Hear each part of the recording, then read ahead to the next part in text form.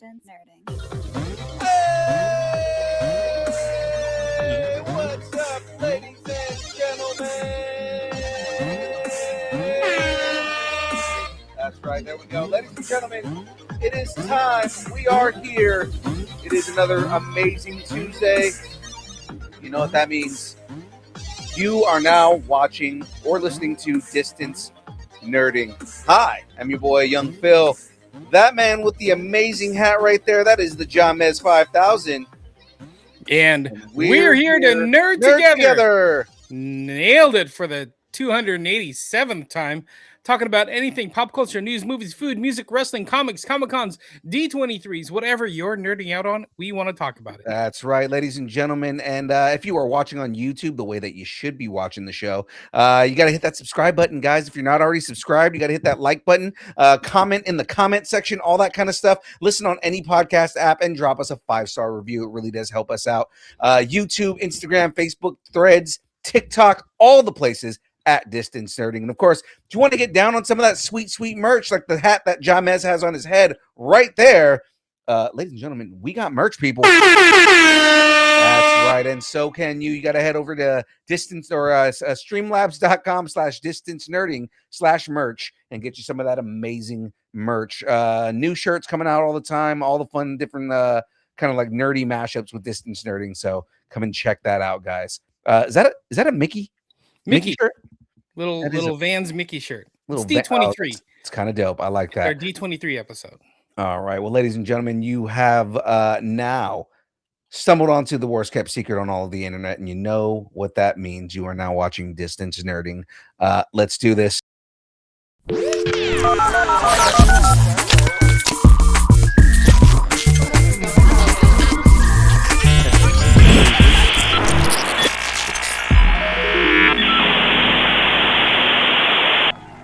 That is right. There we go. So let's get right into all of this. Jahmez, tell the lovely folks what we got on deck this week. DC updates. D23 is all ready to unpack. We say farewell to a hero, and the X-Men have arrived. It's going to be good. Absolutely is. It's going to be a whole hell of a lot of fun. We will be getting down and talking about some crazy news going out. But before we do, ladies and gentlemen, let's talk about our first sponsor of the night. Jahmez, who's bringing the show to us tonight? Check out Colossus Girl Entertainment, fan-focused Comic-Cons across the West Coast, including Beaver State Comic-Con, Metal Art Comic-Con, Anna Medford, Tri-Cities Powerhouse, which was just this last weekend, Silver Age Comic-Con, and Gem State Comic-Con. Comics, cosplay, vendors, artists, celebrity guests, so much more. Visit ColossusGirlENT.com. Planning your next Comic-Con. All right, so there we go. Jumping into that, let's talk about our first segment of the night. Ladies and gentlemen, we got to get all that Marvel news out of the way because so much of it happened. That's right. It's time for some straight from Jay Jonah. There it be. There you go. There's the music. There you go. There's a sound effect for you, James. Easy. You're going to pull hammy with that. Move along. All right, let's do it. The Hulk isn't the only green superhero. Spider-Man Brand New Day has officially become the fastest movie in history to cross 700 million at the domestic box office. Holy cow. With its third weekend approaching, the Tom Holland-led Marvel movie reached $704.5 million in North America on Wednesday, continuing a theatrical run that has been absolutely massive since opening on July 31st. I'm so glad I saw this movie. It's such an event movie. Such an event movie. It really is, dude. This movie was really good. I mean, I ran a review on the page. Definitely worth your time. If you're still sitting on this and you haven't gone to go see this movie, I don't know, maybe you don't want to go and contribute to a almost $2 billion movie, but still go watch it. It is a good movie. It is well worth the watch. I know. 174.5 million domestically. Brand New Day has moved to number 7 on the all-time North American box office chart. Oh my goodness. Considering the movie has only been playing for a couple weeks. There's still plenty of runway ahead of it. The international numbers are just as impressive. Check this out. Brand New Day has earned $1.1 billion overseas. Oh my gosh. Will it pass No Way Home, which was $1.9 billion total? Oh my gosh. I think it will. $1 billion. $1 billion. I honestly, if all the movies that this is it, that's gonna pass 2 billion, it's gonna be this movie. Because it only has to do like $0.3 million and it's only in 3 weeks. Yeah, no, Yeah. it's insane. And again, this film is worth the watch. It is worth all the money that it's making. The question is, does this movie end up being the highest grossing they do, or does it get outdone by Doomsday in December? That's interesting. The one question I have about that, I know we're talking about Infinity Vision and all that stuff, but it's not in every theater yet. That being said, when when Doomsday comes out, Dune is going to own IMAX Right. for the first, I think, week or 2 weeks. So, I mean, that's just less showings for Doomsday. So, It's gonna be we'll see. interesting to see how that whole thing rides out. You know what I mean? Exactly, exactly. But Spider-Man's doing so well, so worth it. Such a good movie. It is my favorite Spider-Man of all the Spider-Man movies. Yeah, he's very Peter Parker in this, and it's definitely it's a massive growth arc, and it's definitely something that we needed through the entire Spider-Man franchise. All right, let's go because the Spidey sense keeps tingling. Disney revealed the first teaser for Your Friendly Neighborhood Spider-Man Season 2 at D23. And Peter Parker's next adventure is getting much, much bigger. The footage brings Eddie Brock into the story. Fans get a glimpse of Ghost Spider. It brings back Doc Ock and Daredevil and so many more characters. Marvel Television and Marvel Animation executive Brad Winterbaum has already confirmed that the symbiote will be a significant factor in season 2, and the teaser certainly supports that. Your Friendly Neighborhood Spider-Man season 2 premieres on Disney Plus January 2027. Have you watched this show? Absolutely, I loved season one. Season one was so good. The way that they kind of connected Peter with Gwen, with Tombstone, with all the different characters that are in there. I loved the relationship that we got out of all that. Just how friendly the relationships really were. I love the Norman Osborn aspect of it. I really do feel like he needs to play Norman in the MCU as well. Um, and yeah, I thought it was great, man. I can't wait for season 2, knowing that they're going to be getting into the symbiotes. Uh, this seems like the route that they're starting to move towards with Spider-Man in general, because the rumor has it that we're going to be getting symbiotes in Avengers Secret Wars. Yep, it's starting to happen. Starting to happen. We'll see. I still don't think it's gonna connect to the what is it, Tom Hardy? The Tom Hardy Venom? I don't think that's gonna happen. I don't think so either. I don't think Tom Hardy's Venom is going to be a part of this, but they did at the end of No Way Home. They did show that the symbiote survived when when his version of Venom went back to his universe. Yeah. So there's a portion of the symbiote that had got left behind in the MCU. Right. So with that, I feel like that's going to be something significant down the road. Mm-hmm. Mm-hmm.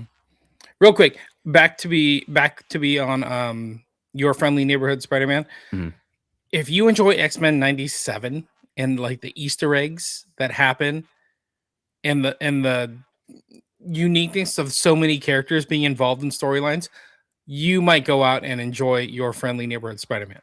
Just for that reason that they're always peppering you with so many characters and storylines. It's pretty cool. Yeah, that's actually a really good point. If you're really a big, like, just comic nerd that loves Easter eggs, you'll love Friendly Neighborhood Spider-Man. Yep. Okay, moving on. We're starting to see Marvel's vision for Vision Quest. See what I did there? Marvel took the stage at D23 to present us with an awesome new trailer for the series Vision Quest, starring Paul Bettany back as Vision, and the show will round out the WandaVision trilogy. Mhm. The 8-episode series, now we know it's 8 episodes, will see Vision back in both his android and human form for the first time since WandaVision. Right. Did you Okay, watch the trailer for this? I did. It was Oh, very it's interesting. so good, man. I love the amount. So we knew we were getting uh more Ultron. Yeah, I was not expecting him to be all over this trailer the way he is. right. You know, James Spader. How about Peepaw? yeah.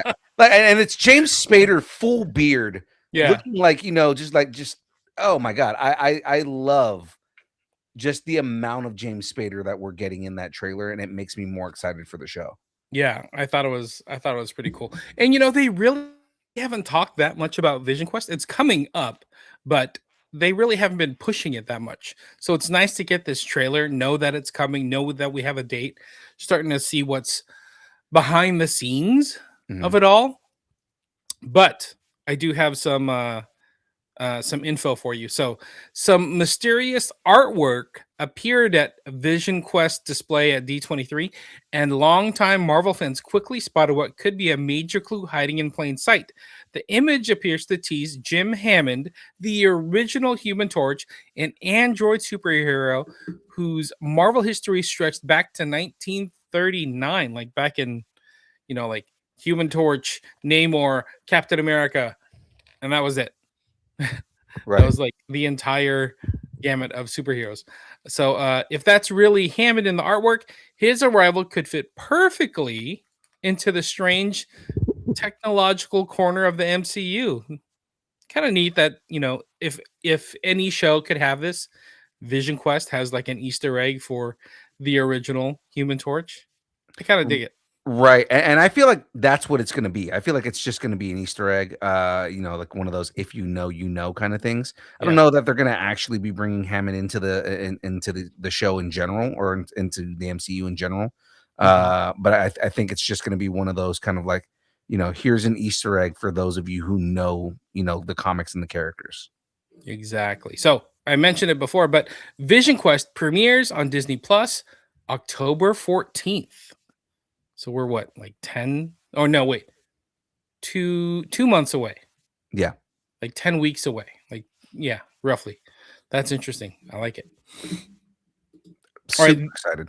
This next one, it's not from D23, but it kind of spun out of D23. So, is Namor doomed to lose his throne? A new rumor surrounding Avengers Doomsday and Avengers Secret Wars suggests that something major could happen to Namor, and the consequences may carry directly into Black Panther 3.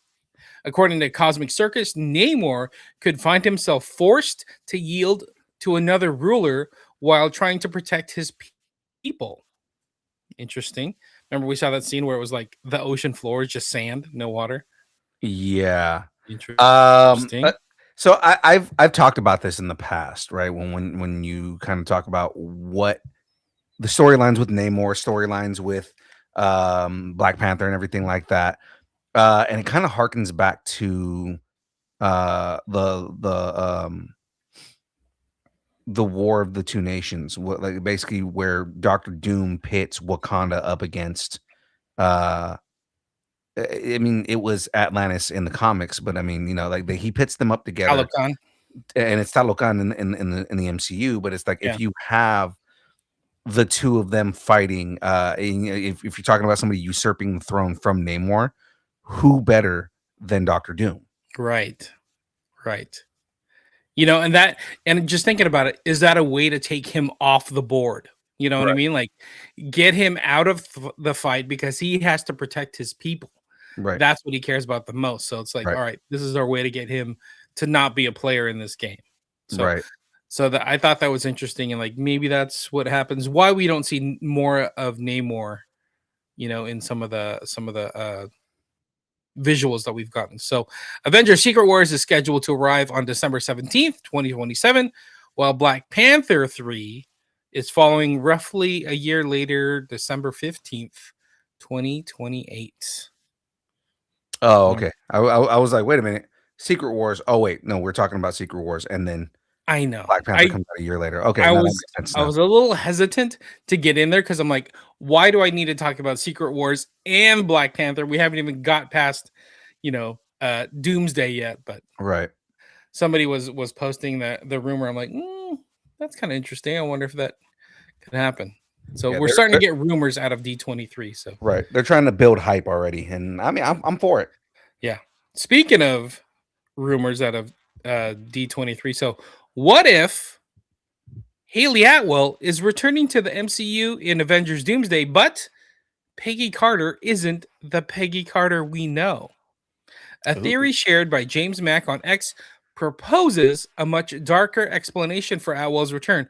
Only one of the Latvian witches will show her face, and she's disguised as Peggy Carter. The Latvian witch appeared at Marvel's booth during SDCC, and I was like, wait a second, that would be a good way to throw Steve Rogers off his game. Yeah, absolutely. If he sees Peggy, and then later on he sees Tony, which is really Victor Von Doom. Like, if there's a way to throw him off like that, that's a way to throw off Steve Rogers. So, is Doctor Doom exploiting Steve's connection to Peggy? He might be, man. I think I feel like if they go that route, they tap into that kind of like emotional, like that guttural emotional, the kind of like instinct of this is like the one person that Steve was willing to give up the world for. exactly. Yeah, That's totally it. So I don't know. That's I know it feels like a little bit of a stretch, but I'm like, if they just took the mask off for a second and it was Peggy, and it just he had to pause and rethink what he was doing, that could just be a way for Doom to like get into Steve's brain. yeah. So again, Doomsday arrives in theaters December 18th, 2026. All right. Oh, this one's a good one.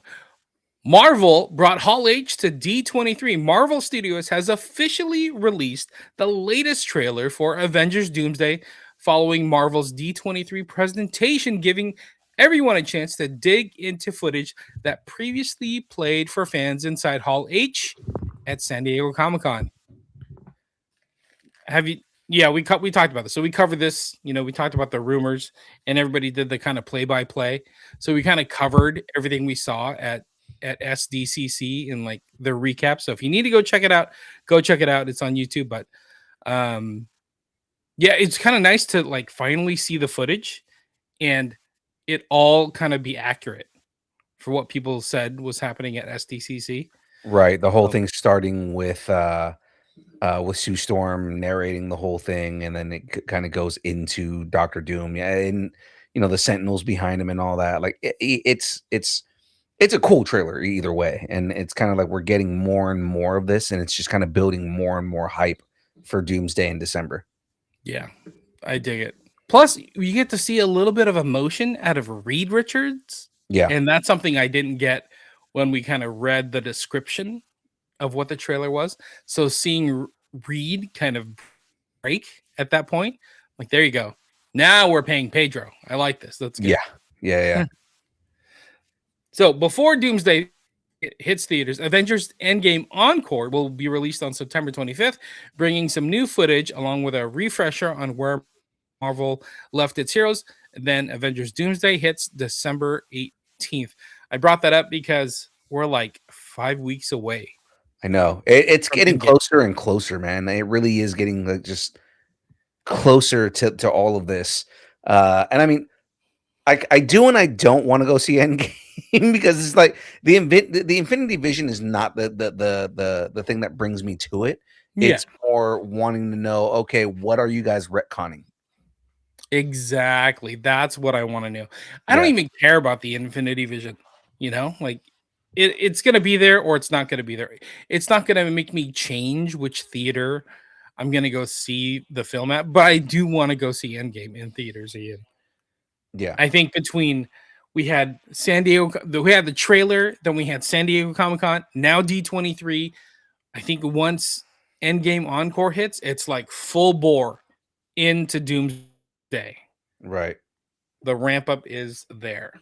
So, okay. Next one. I think this is my last one. This is my last Marvel one. Okay, here we go. To me, my new cast of the X-Men. Marvel's mutants are officially assembling, and the studio just confirmed the cast for X-Men at D23. Marvel Studios president Kevin Feige welcomed director Jake Shear and members of the newly revealed cast to the stage, along with unveiling the movie's logo. Pretty straightforward logo. And the date, May 5th, 2028. They announced several cast member additions, including Rogue, Storm, Emma Frost, Professor X, and an interesting one played by Adam Driver. So he's finally confirmed to be in the X-Men. Yeah. Yeah. We're going to talk about the Adam Driver one because, the minute he said it, again, it was really funny the way he did the announcement. But Yes, the minute he said it, I knew exactly who it was. that's true. Let's run down who's in it, and then we'll go from there. So the team will be led by Sadie Sink. So again, she is Jean Grey. It's out there now. Like whether you watch Spider-Man or not, she was on stage with the X-Men. Sadie Sink is Jean Grey. Kit Connor confirmed to be Cyclops. Sink recently made her MCU debut as Jean Grey in Spider-Man. They'll be joined by Christopher Abbott as Professor Charles Xavier, Samara Weaving as Emma Frost. Abbott, who recently starred in Wolfman, had previously been reported as Marvel's new Professor X, while Weaving had been previously announced for Emma Frost. So all that's kind of leading into the rest of the cast. The only one we didn't get was Beast, but I think that's coming. Anyway, the cast announcements got more interesting with Inde Navarrette officially taking on Rogue. I like that. And then I think this is probably the sleeper out of them all. Maya Boyd lands the role of Storm. That one was kind of the one that was left field, right? Because Yeah. like nobody was expecting Maya Boyd. But Inde Navarrette, for some reason, the internet is both excited, but also all the fanboys are pissed about it. And I'm like, I don't understand it at all in any way. Why anybody would be upset that Inde Navarrette is playing Rogue, because she's killing it in everything she's doing. Mm-hmm. And it's I think like, she's great. yeah, it's like I think she was a great pick for Rogue, but like for some reason, people on the like fanboys on the internet are pissed off about it, and it's like you guys just are perpetually upset for absolutely no reason. Yeah, J- I don't get it. yeah, it's like how do we silence these guys? Can we put them on a break? Yeah, Like on I, Facebook, like when you put somebody on a break, can we put them on a break? I want to watch Obsession just because of the clips I've seen with her in Obsession. Yeah, Like, and I'm not like a horror guy either, but just seeing how she pulls off the role and the acting, I'm like, oh, I kind of want to see more about you. So we'll right. see. Anyway, back where were we? Maya Boyd. Maya Boyd is the biggest wild card because it's her first film or television role that she's had. It's kind of crazy that they kind of grab somebody. I guess she's been on stage, so I guess she's had serious stage experience, having made her Broadway debut in Merrily We Roll Along before playing Juliet in the Broadway production of, I think it's Anne Juliet. Juliet is what it's called. Yeah. Yeah.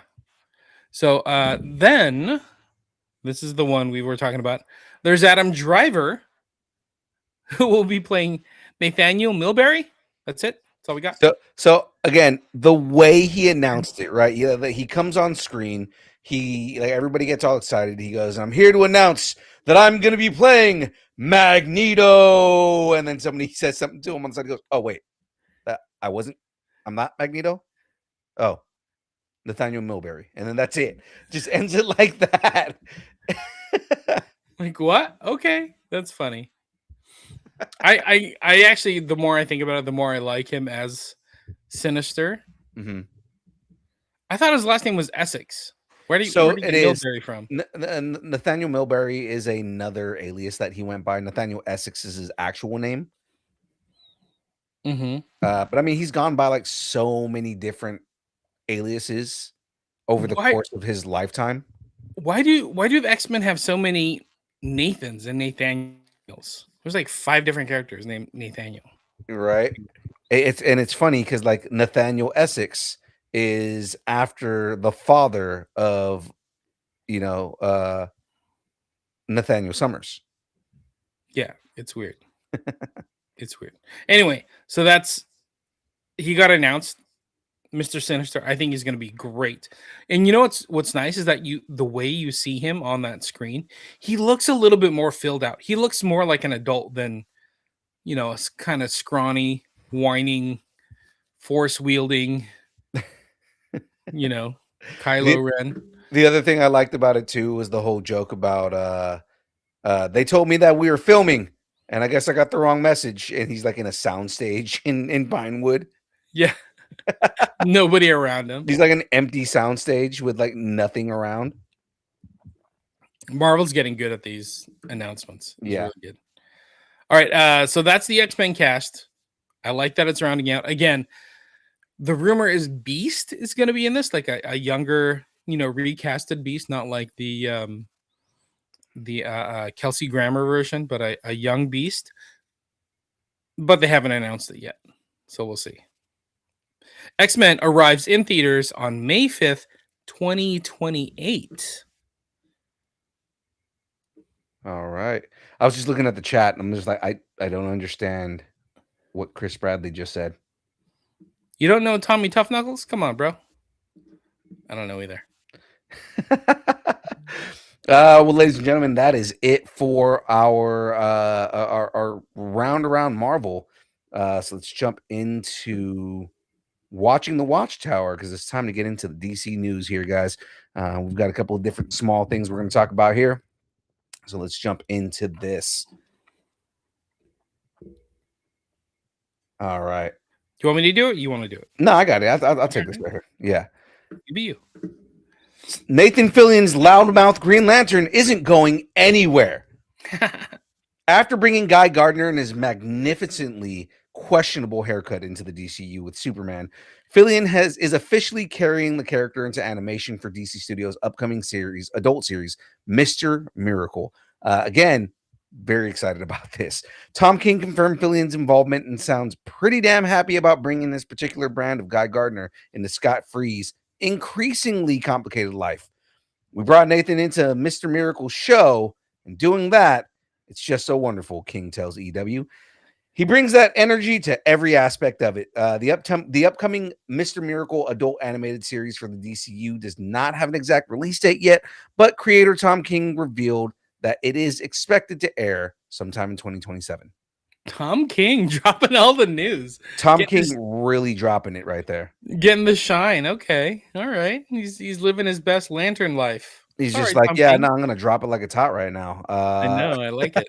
I love that Tom King is involved. Tom King is such a good writer, man. It's just give Tom King anything comic book related and let him cook. That's basically it. Yeah.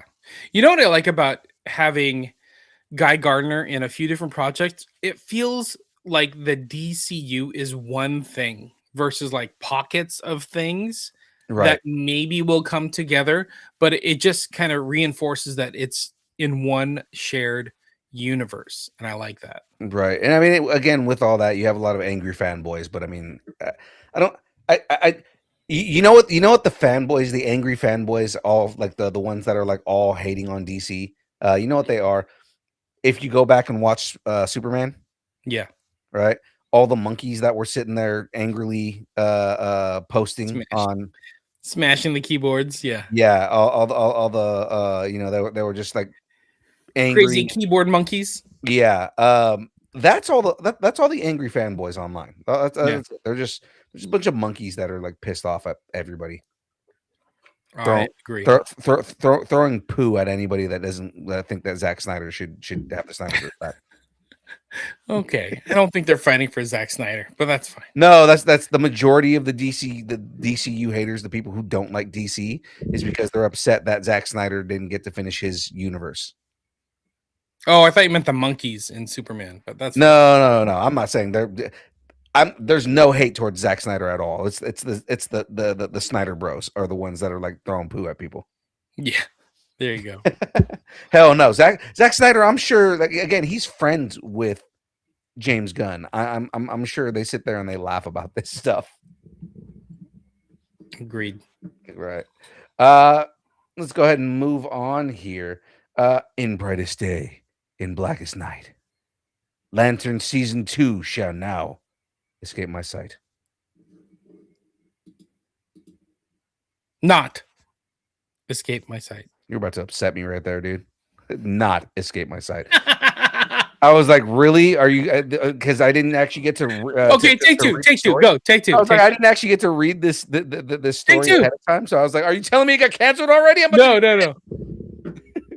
In brightest day, in blackest night, Lantern season 2 shall not escape my sight. All right. There you go. All right. Keep that one going on the post. While HBO and DC Studios haven't officially ordered a second season, co-creator Damon Lindelof says there's plenty of room to keep the story going if audiences show up for season 1, which the way the internet is showing off right now, pretty sure we're going to get a season 2. During the Lantern's premiere, Lindelof was asked by Screen Rant about the possibility of another season, and it sounds like the team has started thinking seriously about what's coming next.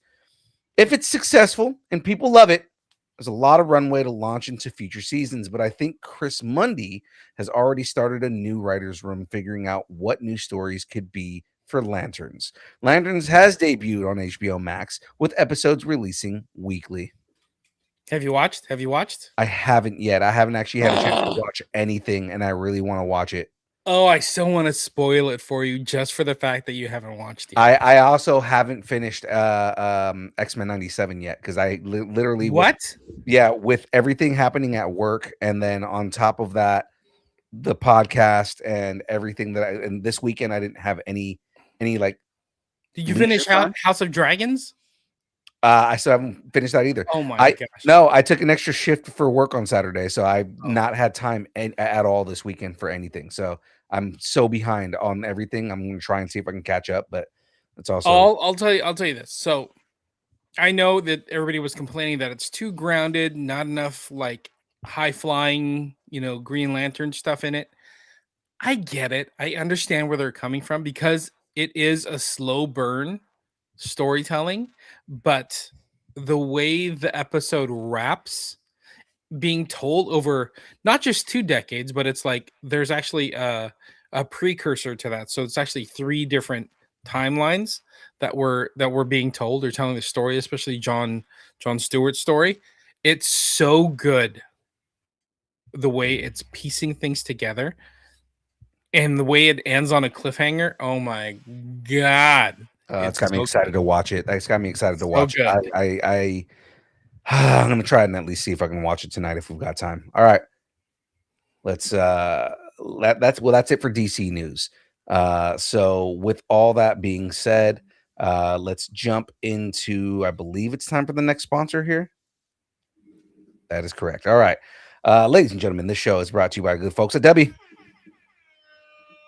Debbie is a brand of energy drinks created to help focus, concentration, reaction time with no jitters or crash. Debbie contains no maltodextrin, no sugars, no fillers, no artificial colors or dyes. Find out more about Debbie at www.debbie.gg. Use the code NERDING10 and get 10% off your order. All right, well, ladies and gentlemen, let's jump into this. We've got so much to go over, but before we go over all the craziness at D23, we've got a little bit of one shots first.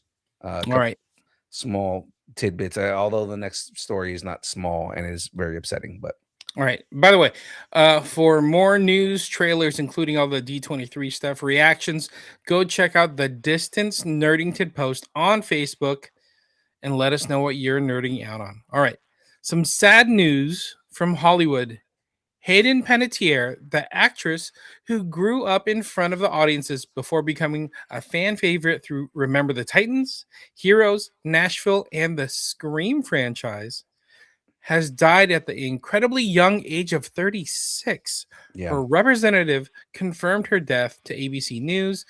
A cause of death hasn't been announced. Her acting career stretched back all the way to 1994, where she was only 5 years old. So she appeared in, this is crazy once I saw her like IMDb, but she appeared in 27 episodes of One Life to Live and later 45 episodes of Guiding Light. Yeah. She also got into voice acting early, playing Dot in A Bug's Life and Suri in Disney's dinosaur movie. She had a crazy career. Then came Remember the Titans in 2000. Her movie credits include Raising Helen, Racing Stripes, Ice Princess, Bring It On, All or Nothing, Kingdom Hearts, I Love You, Beth Cooper, and Alpha and Omega in 2006. Panettiere landed the role of Claire Bennett in NBC's Heroes. Save the And cheerleader, save the world. Save the cheerleader, save the world. Suddenly, she was one of the faces of one of the most biggest genre shows on television. I loved Heroes. It was like the show that spoke to me that I didn't know I needed, but I needed it. Right. Save the cheerleader, save the show. Mm-hmm. I mean, what's crazy is, again, the tagline for the entire show was save the cheerleader, save the world. She was the cheerleader. Mm-hmm. So it's like, I know, but it's so crazy. Like her career just keeps going. She found another major television role with Nashville, playing country music star Juliet Barnes. Her performance earned her 2 Golden Globe nominations and became another defining chapter of her career. Then, after all that, horror fans, of course, knew her also as Kirby Reed. Panettiere joined Wes Craven's Scream in Scream 4 in 2000. And I think she was like in Scream 7 as well. She came back. Earlier this year, Panettiere told most of her story with a publication of her first memoir, This Is Me, A Reckoning, released in May. The book explored her life growing up in Hollywood and the painful experiences that came with it. So I think her brother also passed away like within the last year or two. So she's had like a tough career of things, but again, like what you said, save the cheerleader, save the world. Thank you, Hayden. You will be missed. There are a lot of ridiculous just rumors and theories and conspiracy theories and stuff of like surrounding her death, and it's just kind of like nothing has come out and you guys are all making things up. I heard something about Don't even give it the time of day. yeah, it's the dumbest stuff, and it's like, guys, I mean, like, give her family a moment to grieve, man, like before you guys start throwing conspiracy theories out there. Like, come on, man. Yeah, it's horrible. She also had I think she had a 12-year-old girl, so it makes it even more sad, But yeah, I really enjoyed her work, so it's sad that she's gone. Yeah, no, it's absolutely heartbreaking. All right, do you want to do this next one? You want me to do?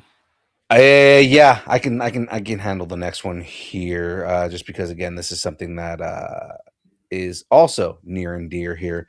The boomstick is officially going back on the shelf. Bruce Campbell has confirmed that he's finished playing Ash in the Evil Dead franchise, and this time his retirement extends beyond live action appearances. The actor says he has no plans to voice the character in animation either, effectively closing the door on the long discussed animated continuation of Ash versus the Evil Dead. Campbell has been inseparable from Ash since Sam Raimi unleashed the Evil Dead in 1981. While speaking with Screen Rant about his new dramedy, Ernie and Emma, Campbell made his position clear, saying Ash is done, and he isn't leaving an animated loophole open for him. Campbell confirmed he's not going to do any animated voice work as Ash. In March, Campbell revealed that he had been diagnosed with a form of cancer that he described as treatable but not curable. He also said he planned to reduce his workload and public appearances while focusing more on his health. Hopefully nobody reads from the Necronomicon anywhere near his retirement home. That's pretty cool though. He goes out the way he wants to go out and says like, I'm done. Like I'm not gonna I don't need to milk the whole Evil Dead thing. Like it's been great. It's been fun. it's just my time to step away from it. Yeah. That's Yeah. cool. I mean, it's bittersweet because I mean, especially with Evil Dead kind of being, you know, in the zeitgeist again, and they're making new movies. Like, would have loved to see another, like maybe we get an older Ash in there or something like that. But you know, it is what it is. You know, I respect his decision. You know, that's Yeah. the main thing is that, you know, I'm not upset with him. It's more like it's upsetting to know that we're not going to get any more Ash, or at least his iteration of Ash, if unless they decide to like, you know, do some other story with him and recast. But you know, it's his decision, and I respect it. And if they do go the animation route, they could. I bet they'll try to like voice match him somehow Yeah, and do that. there's a lot of people that do his voice. So Yeah. All right, moving on. The circus is back in town. Sort of. HBO has officially renewed its Welcome to Derry for season 2, bringing Stephen King's prequel series back for another trip into this horrifying history of the most cursed town in Maine. Who would ever want to live there? Season 2 will take the story back to 1935 during the Great Depression and center on the bloody massacre of the Bradley Gang. The group of bank robbers stops in Derry to purchase ammunition. Robbers purchasing ammunition, only to find themselves caught up in the kind of nightmare that only could happen in this town. That's fun. HBO has not announced any official release date for it. Welcome to Derry season 2, but production is expected to begin in late 2026, which places the estimated premiere around 2027 or 2028. okay. Okay. I enjoyed season 1. There are a lot of people who didn't like season 1. There are a lot of people who you know, had their issues or have their issues with this iteration of it. Uh I enjoy it. I thought they did I thought they knocked it out of the park. I thought it was really well done. The storyline is very entertaining, very easy to watch. I mean, for a horror film, it's very easy to watch. Mm-hmm. But yeah, I think it's great. I like that they've kind of telegraphed what they're going to be doing for all the seasons of the show. Yeah, the whole like 27 years thing. Like the idea that they have basically in the first season they kind of announced like kind of where, you know, like the different events that are going to happen that each season is going to circle around. So I Mm-hmm. I like that because it gives us kind of like an idea of where everything's going to go, and can build excitement around. God, I can't wait to see this particular thing that happens in this world. Right. So let me ask you a question. So seeing it, like the new version of it with Bill Skarsgård, Hmm. right? And then watching a show, like the storytelling, like movies, short form, hour, 2 hours, that sort of thing, versus a series, long form storytelling. Now we're getting a second season. How did it feel? Like, did they feel connected? Well, it was the same writer director as the movie. Right. So it definitely feels like it's in the same universe. It feels like it's in the same world and everything like that. A lot of it is them kind of following some of the rules that Stephen King has set up within the books. It does kind of like veer off on certain things, but I mean, for the most part, it follows kind of like a lot of the rules that Stephen King has set, which it made it that much more enjoyable for me. That and it's very much like they very much are building it where it is the connected universe that Stephen King writes. And what makes me more excited is, does that mean that it's eventually that leads into um the Dark Tower, and we get like a good version of the Dark Tower. All right. Okay. I like it. I wonder if they're going to build out more of this universe, more than just Welcome to Derry, Yeah, like what you're saying with this Stephen King universe, but like expanding on it in other shows or other movies, but having it all connect. I hope so. yeah. Because It seems like that's what they're doing. yeah. Okay.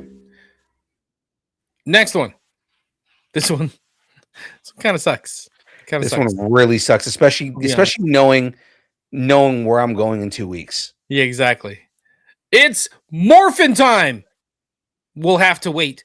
The planned live action Power Rangers series for Disney Plus has reportedly been scrapped, bringing another attempt to revive the long running superhero franchise to an early end. According to Deadline, Disney has decided not to move forward with the live action Power Rangers series, with budget concerns reportedly playing a major role in the decision.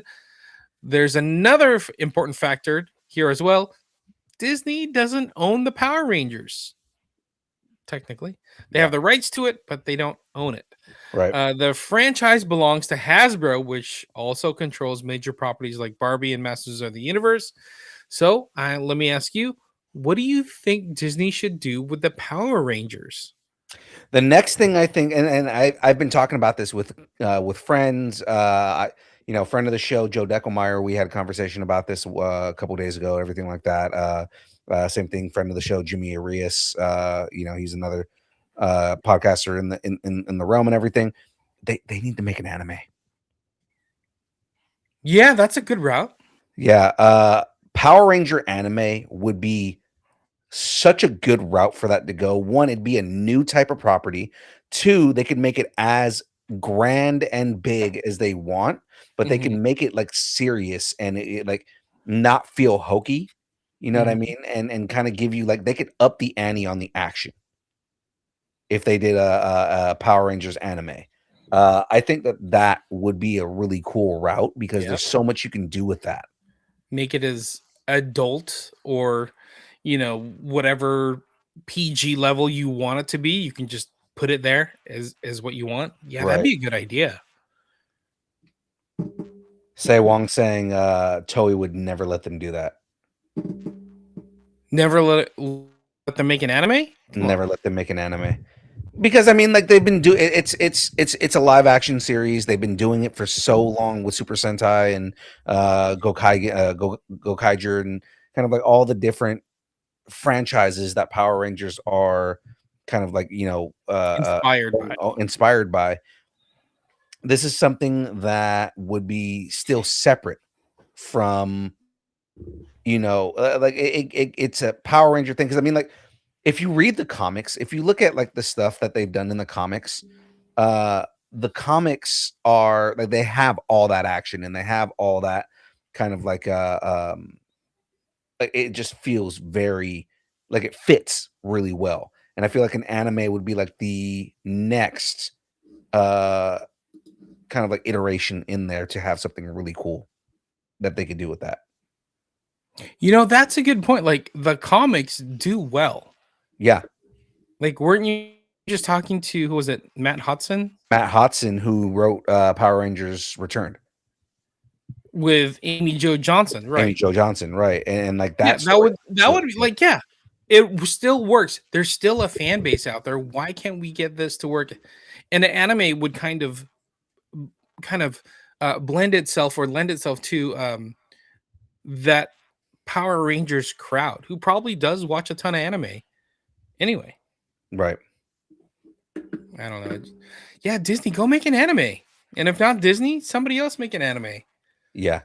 I think someone suggested in the chat, Esteban, let it go, let Amazon MGM do it. And it's like that would also be kind of cool to see what Amazon does with that. That's true. But I feel like either Netflix or Disney, because the way that Disney has been handling Star Wars Visions, I feel like that is a good route for them. I feel like that is a good, like they're seeing how successful things like Visions are, right? So if they're doing successful anime with Visions on Disney Plus, okay, go the route of, hey, let's do that with Power Rangers. Or if Netflix gets their hands on it, Netflix has so many good original animes, let Netflix do it. You know what I mean? Like there's a lot of good places where you can have a good anime for Power Rangers if they allow them to go that route. Because the Right. thing is Power Rangers already is essentially, anime in live action form. Yeah. Pretty much. Yeah. Yeah. Yeah. Plus, seeing like a very stylized anime may give it some new life and may give it just like how what you're saying, the Ninth Jedi, Star Wars Visions gave Star Wars like a new perspective, a new way to tell stories. Right. Give me that. Let's see what happens. Eric in the chat saying we need a John Wick Power Rangers crossover. That'd be insane. He always wants a crossover, that Eric. That Eric. So that is it for our quick, one shots here. Jahmez, let's talk about our last sponsor, man. Oh, last sponsor. Sure. All right. Distance Nerding is part of the Geek Freaks Network. Discover your latest binge, debate those casting choices, or still not over that plot twist? The Geek Freaks Network has got you covered. Your fandom, your community, your people. Geek out your way. Check out Geek Freaks Network at gfpods.com.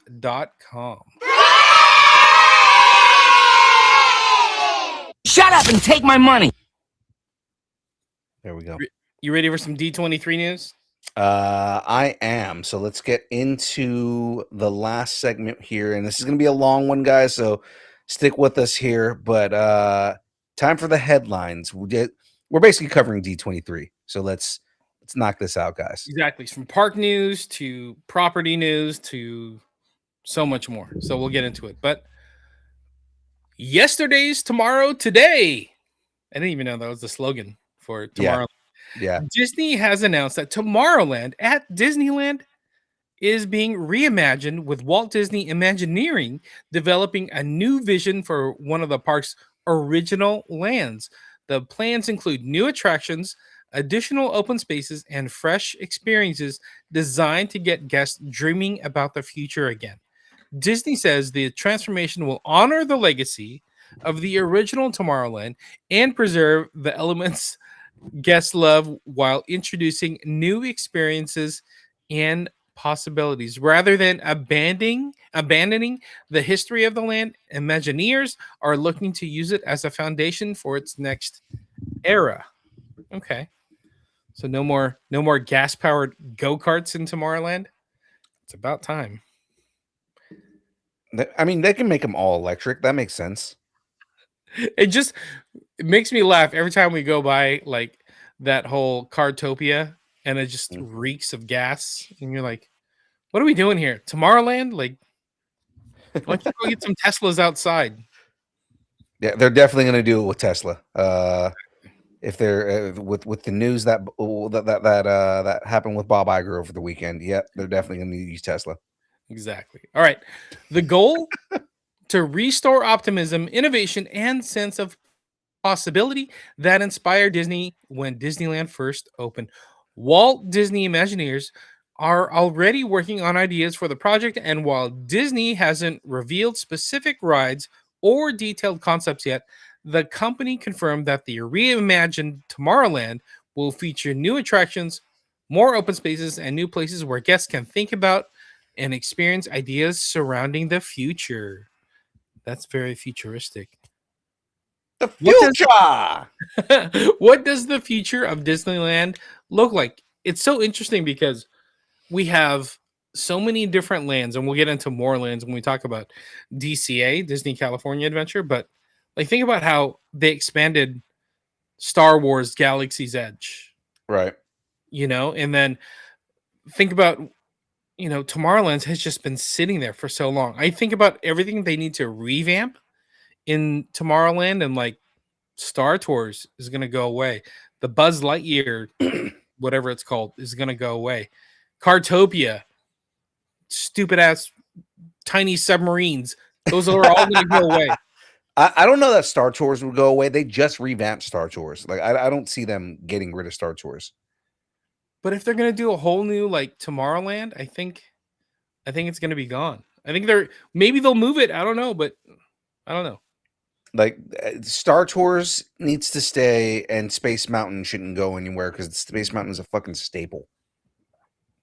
Honestly, I kind of think about it, and Space Mountain's the only thing that I can think of it being anchored. Like the Buzz Lightyear one, you kind of have a similar ride or similar experience over in DCA. In DCA with a Toy Story, yeah. Exactly. And then Star Tours, I like it, but they're kind of doing the same thing with the Millennium Falcon Smuggler's Run ride. You know, like maybe it's time to sunset those couple rides, and then Cartopia needs to go away.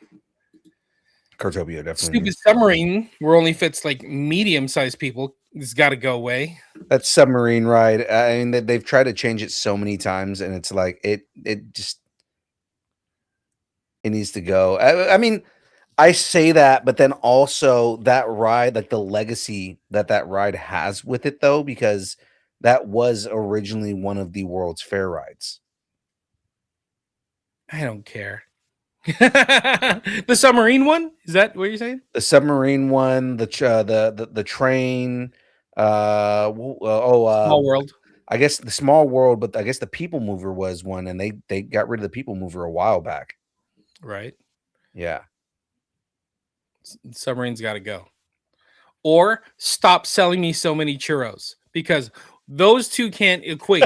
You know, you can't keep feeding me all these churros and expect me to fit in this stupid submarine. James is just like, yeah, no, yeah, especially when they give me the cereal covered churros, and they start giving me the spicy churros, and then they give me the churro that gives me chorro. Okay, let's go. All right. Okay.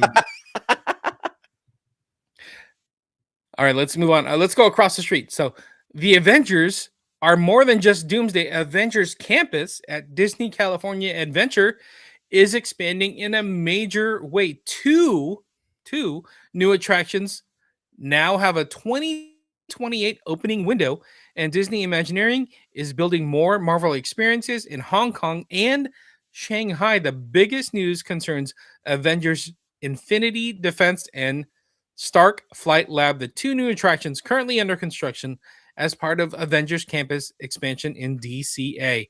They're getting two new rides. Yeah. It's crazy because I don't know if you've been there yet, but it's not a big footprint. Okay, so I've never been to Avengers Campus, but at the same time, I know where they put Avengers Campus. I know the footprint that used to be, and it was not big to begin with. Yeah. It's a Bug's Life. That was the Bug's Life place. It was a Bug's Land, and now it's Avengers Campus. Yeah, that's why I'm like, there's not much room that you can add things. So how are you adding two more rides? But then also the fact that they're getting the original cast back for all that stuff, yes, is kind of fucking badass. It's kind of huge. Let me read a little bit more. So the project will double the size of the land and connect Avengers Campus with Cars Land.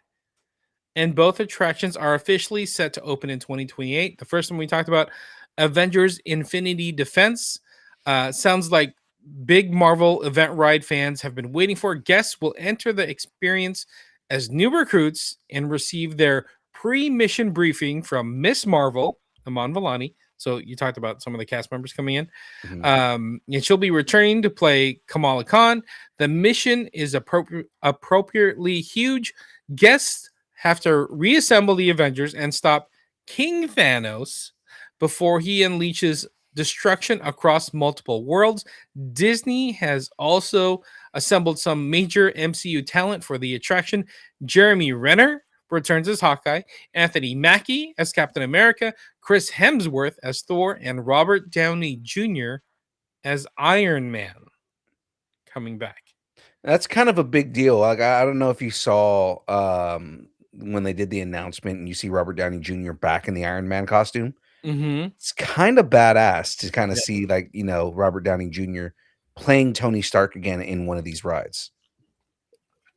Exactly. It's like when your favorite wrestler turns heel and then he comes back, like he gives you a glimmer of like being a baby face again. Right. We'll see. Exactly that.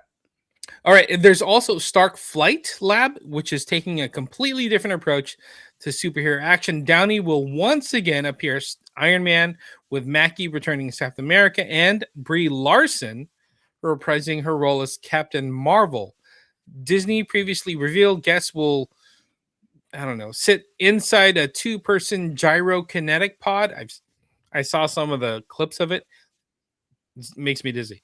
That travel along a track before arriving in front of a massive robotic arm. From there, riders are put through a simulated flight training exercise featuring high-speed movements inspired by Iron Man and other Avengers. Basically, Tony Stark is letting theme park guests test experimental flight technology.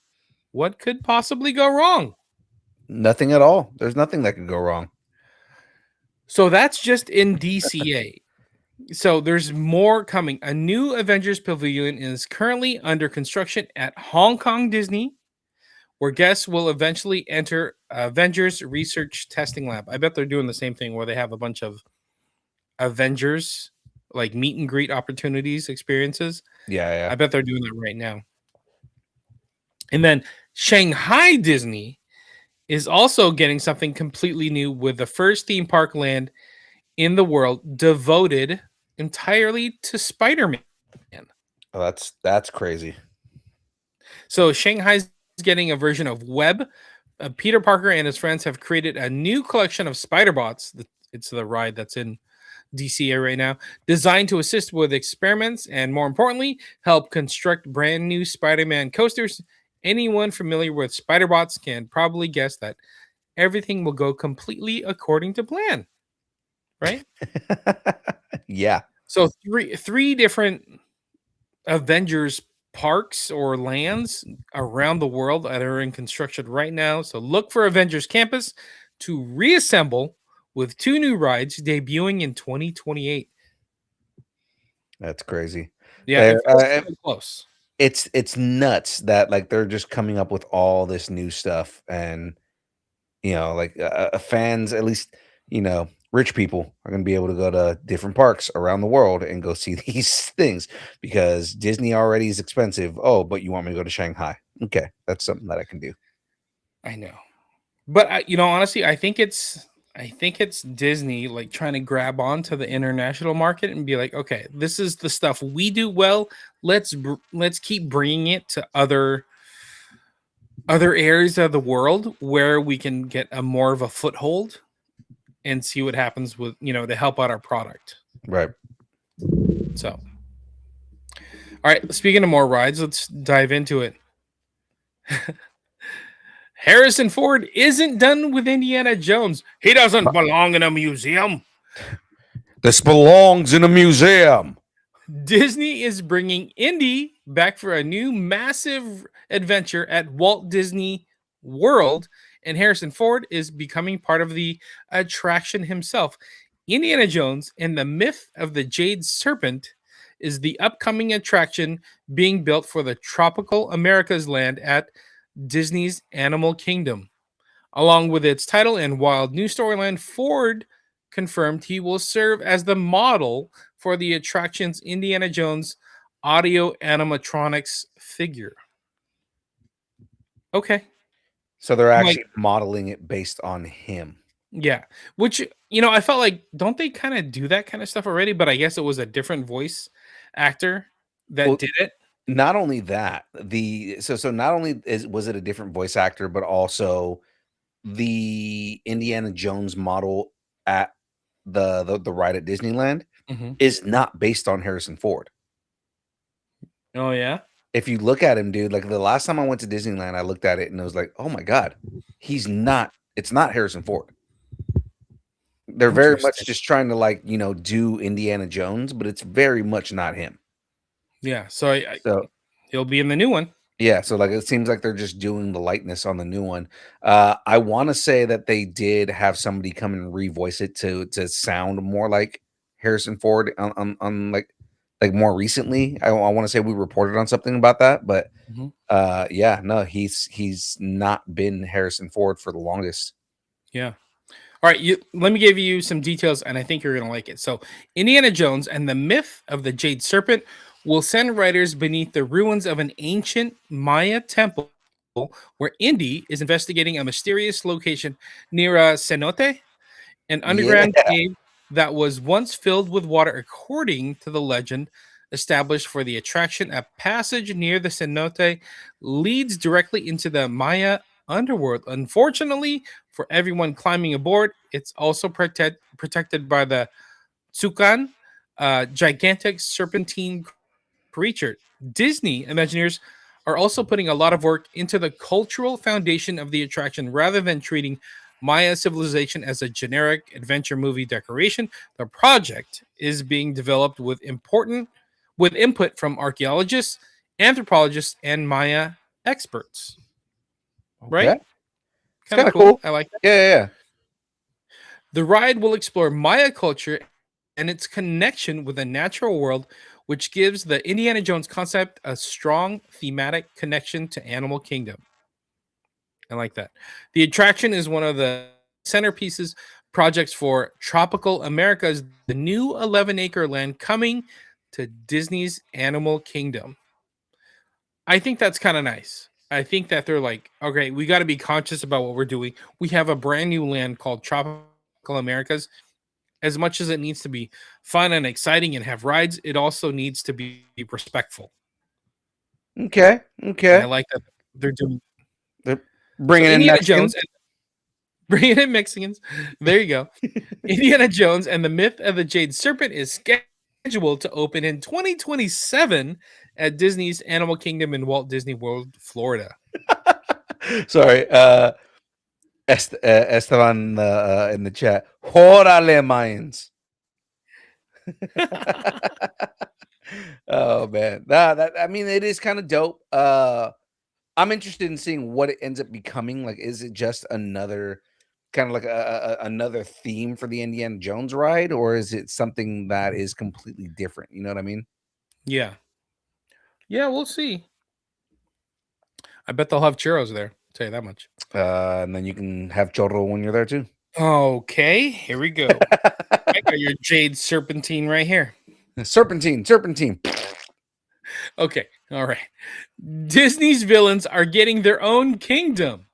Villains Land isn't simply going to recreate locations where we've already seen in the movies.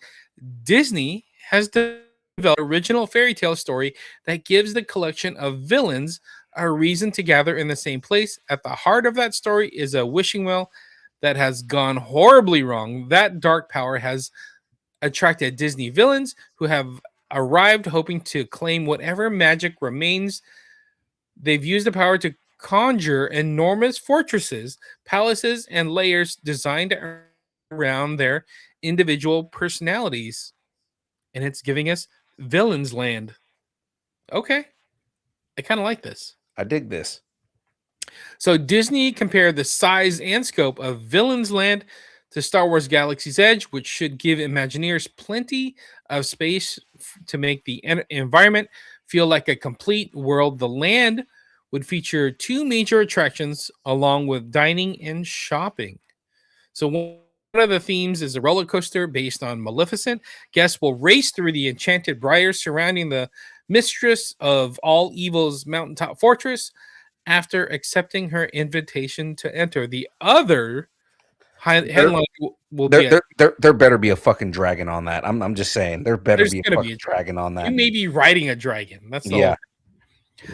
The other land's headliner will be a dark ride featuring multiple Disney villains with a magic mirror acting as the host. Ooh. I kind of like this idea. I like that. Guests will encounter the mirror in the catacombs beneath the Evil Queen's palace. From there, he'll transport riders into his supernatural mirror realm, where Ooh. they'll come face to face with numerous Disney villains conjured within the strange dimension. I do enjoy that. Like, that's some good imagining. Love that. That's so cool.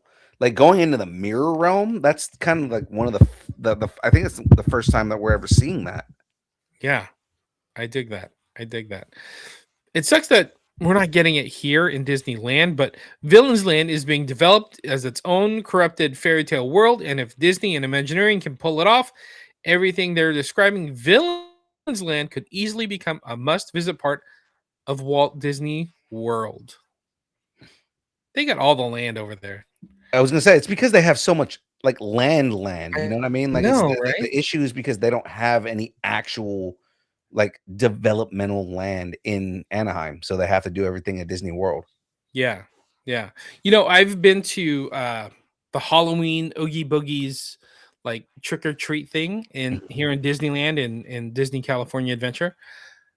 I really enjoy it. One of the highlights that my family and I like is there's like this forest behind the Little Mermaid ride, and that's where they stick a lot of like the major villains. So you get to like wind through the little forest area, but then you get to meet all these different villains, and my kids love it. They're like, "Oh my god, I never get to meet this many like, you know, evil witches and queens and stuff like that." I'm like, Yeah. "That's pretty cool. Good for you." So, I think there is a demand for this. Absolutely. I mean, I've been saying for a while that there needs to be a place where you can just, go and just see the villains. I mean, like you see them on Main Street, like the villains will show up on Main Street every now and then, but it feels off. And giving them their own kind of like land where they can just go and be just, you know, wonderfully evil. Mhm. I feel like that is a amazing idea. Yep. And I think adult Disney fans will enjoy this. I Yeah. think that's huge. Absolutely will. So let's go ahead and move on here. As much as I want to keep on going, we still have a lot to go over. And I'm excited for this next thing. So I'm going to talk about this here in a second. Let's talk about this, guys. Sora is back. 7 years Oh. after Sora last headlined a new numbered adventure, Kingdom Hearts 4 has now has an official release. I can't read right now. Has an official release window, and Square Enix also revealed the first new Disney World joining Sora's next reality hopping adventure. The trailer also revealed that Coco will be part of the game, giving us our first confirmed new world for Kingdom Hearts 4.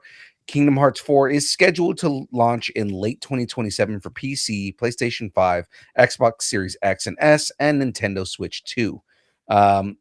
That's going to be fun. Mhm. People that enjoy Kingdom Hearts love Kingdom Hearts. Yeah. It's like their jam. Yeah. I'm a big Kingdom Hearts player. I play a lot of Kingdom Hearts. And I'm so excited for that. Now, I also really like the picture. It's it's like his keyblade is the Dia de los Muertos guitar.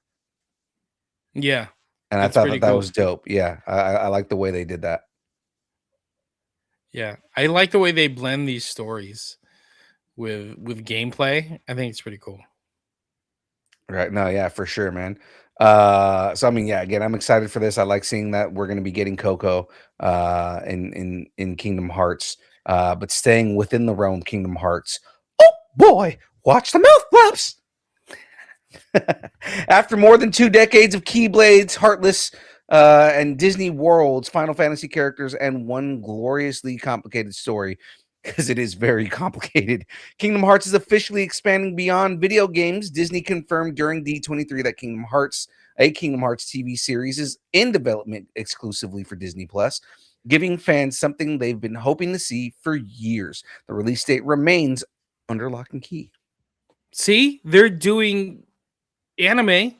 Why can't they do anime for Power Rangers? I 100% agree. And again, I think part of it is because they're licensed; they don't actually own it, so it's kind of like they can't just do what they want. They actually have to get approval from Toei Animation. Yeah, interesting. Interesting. Yeah, What do you think about that?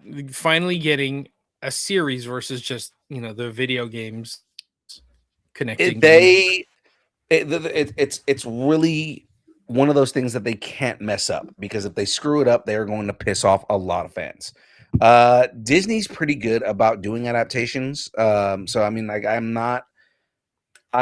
don't feel like they're gonna like drop the ball on this. I think they understand the what's expected of them and the level of, like, fandom that's out there. Like, if you ruin anything Kingdom Hearts, especially because as complicated as the story is, it is a single story. you can either retell that story or you do something that lives in the world, like do like a young Sora or something like that. Yeah. That would be good versus like retelling what the game stories were, instead of Right. just like stealing cutscenes and just doing better animation on top of it. Like Right. tell an adjacent story, and I think that would work. Yeah, absolutely.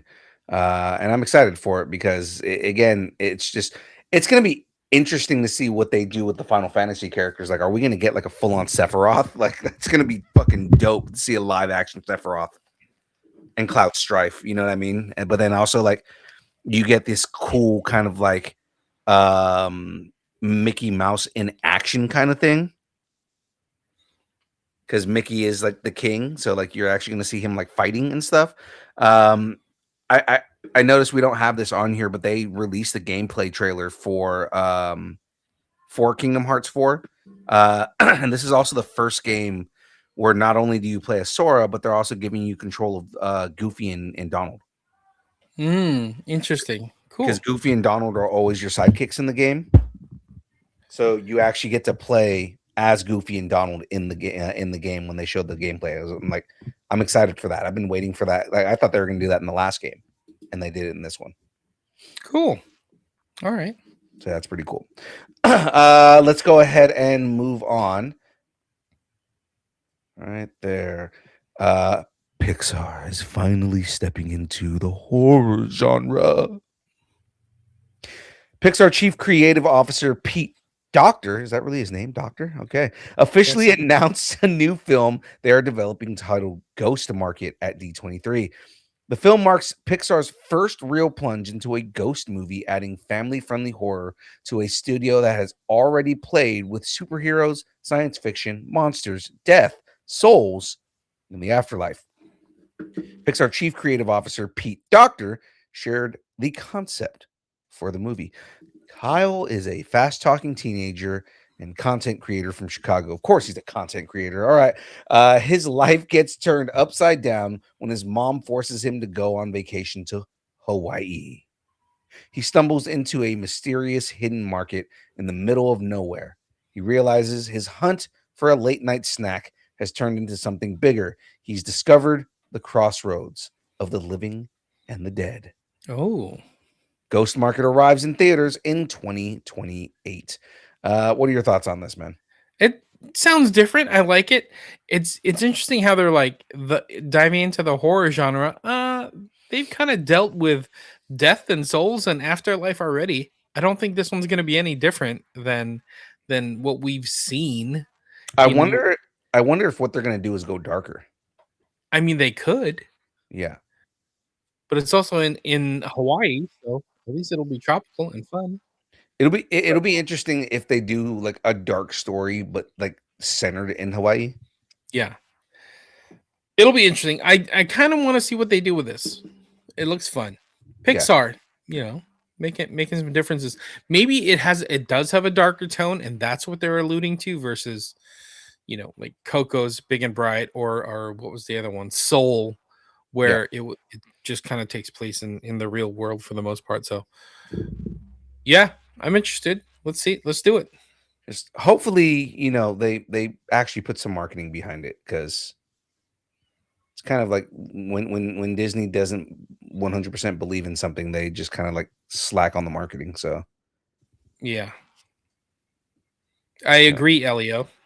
Exactly. It's exactly what I was going towards. Is like, yeah, thank you, Elio. All right. Disney is cooking up some witchy trouble for Thanksgiving.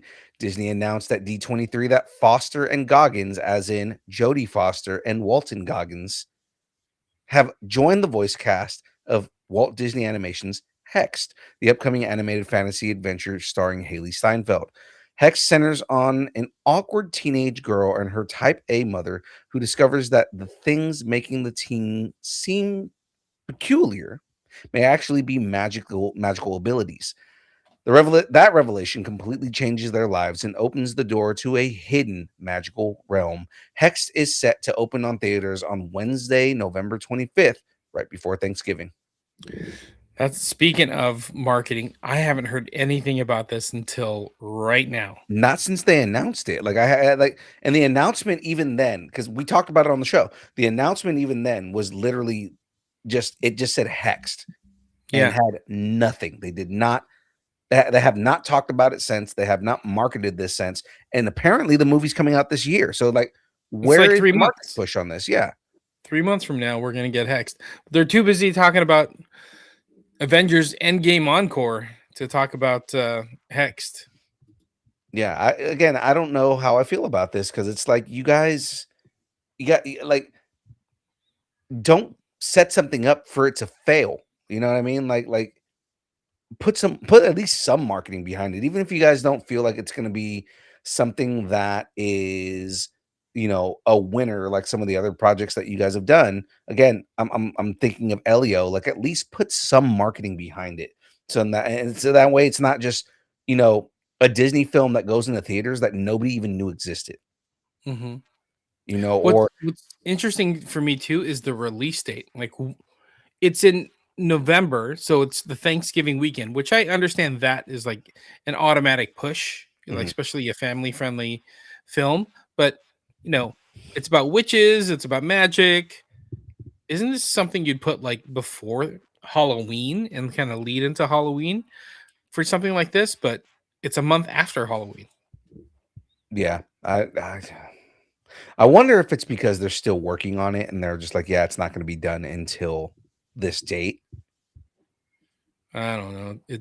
It is weird. I mean, it'll get an automatic push because of Thanksgiving. So we'll see what happens with it. It'll probably do okay. Yeah, I don't think it's going to do like well though. Yeah. The hard part is it's like if you don't support like new IP that Disney's putting out, Disney's just going to be like, okay, then 48. Let's see what they're doing, in a retirement home, that kind of thing. So, Yeah, exactly. And, and I've complained about that enough on the show. Like I don't want to see more of that. Like, oh yeah, we're going to do Toy Story 17 and right. Frozen 31. Frozen taxes, frozen assets. Oh, that's Frozen great. assets. Oh man. All right, let's move on to the last story in this section. And then we'll start getting into some more movie news here. Oswald the Lucky Rabbit is finally getting the spotlight. Jon Favreau took to the stage at D23 and revealed the first look at Oswald. Oswald himself is being created entirely with hand-drawn 2D animation, with Disney bringing back a number of animators to help make it happen. The series will take audiences through several locations throughout Disney history, including Walt Disney's actual office. Live action filming took place at Disneyland roughly a year ago, allowing the production to take place Oswald inside spaces that longtime Disney fans will instantly recognize. Walt Disney and UB Iwerks created Oswald the Lucky Rabbit in 1927, 1 year before Mickey Mouse made his debut. After a rights dispute in 1928, Universal ended up with Oswald while Walt lost most of his animators. After spending nearly a century living in Mickey Mouse's enormous shadow, Oswald is finally getting a major adventure of his own. Oswald will be a 3-part miniseries streaming exclusively on Disney Plus in February of 2027. All right, I like it. I like he getting his just due, getting his flowers. I do remember John Favreau going into Disneyland Mhm. and filming and everybody posting like, "Oh my god, there's John Favreau post or filming right there." So it's kind of cool that they actually filmed Walt's office. That's Yeah, awesome. yeah. And then again, if you've taken the tours, you've been to Walt's office. That's pretty cool. So Yeah, I dig that. I wouldn't. I'm kind of happy they're doing this. Like we don't know much about Oswald, so giving him something like this, his own feature. Yeah, I'm in. yeah, absolutely. I'm ready for this. It's gonna be fun. Yeah, especially John Favreau behind it. Yeah, put Oh me in. yeah. Yeah. No, I'm I'm always willing to give something Favreau does a chance, just because Yeah. he does so well with everything that he does. All right, let me bang through some of these stories because I know there's some good ones coming up. So Let's get it. the Parr family is suiting up again for Incredibles 3. Pixar is coming off the $1 billion success of Toy Story 5, and the studio is already preparing the return of another one of its biggest franchises. During the D23 Disney Entertainment presentation, we got an early glimpse at what Pixar has planned for the superhero sequel, including the introduction of a corporate superhero organization that sounds like the Incredibles universe's answer to the Avengers or Justice League. All right, a little parody. I like it. The newly revealed concept art shows Mr. Incredible back in action and apparently wearing a version of his original superhero costume. Violet Dash and Jack Jack are expected to have a bigger role in the film this time. Disney also described the film as rounding out the trilogy. Interesting. Okay. The Incredibles 3 hits theaters in 2028. What grabbed me the most is saying rounding out the trilogy. Yeah, absolutely. Shut up and take my money. So the plan is to make it a trilogy and be done. Versus like Toy Story 4 or Toy Story 5 or not quite knowing where it's going to end. It sounds like The Incredibles are going to end with a trilogy. But that's what they said about Toy Story 3. And that's the whole thing, is that if somebody comes up with a story, they're probably going to try and do more story. Yeah. I'm interested, especially with, I don't think they're going to age them up at all. I think just like how Incredibles 1 kind of led into Incredibles 2, I think it's going to lead straight into Incredibles 3. So I don't think the ages are going to change much. Does that make sense? Yeah, yeah. Jack is still going to be a baby sort of thing. But is Jack going to be a baby? I mean, they said that they're going to age everybody up. They said they're not going to age everybody up. Oh. It's just that Violet Dash and Jack are expected to have a bigger role in the movie. It's going to be interesting to see kind of like, because I want Jack to be at least a little bit older. Like in a way where like not like have him not be a baby and have him be like a toddler, where like he's walking on his own, but he's got like his own powers and everything. Mm-hmm. Right. But he's still kind of like unpredictable, uncontrollable because he still can't talk. You know what I mean? Maybe he starts talking in this new one. We'll see. I want to see Jack teething and like biting something and then like setting stuff on fire. I want to see him fight that raccoon again.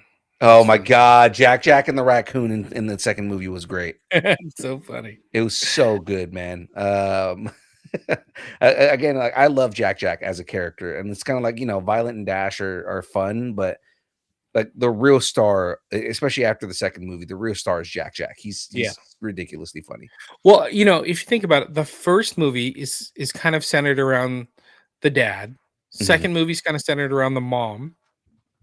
Third one, I bet it's going to be centered around the three kids and what they're going to do. Like maybe it's their, pseudo coming of age as superheroes type of thing. So we'll see. Yeah, Dash is still, putting tax on his teachers' chairs and stuff.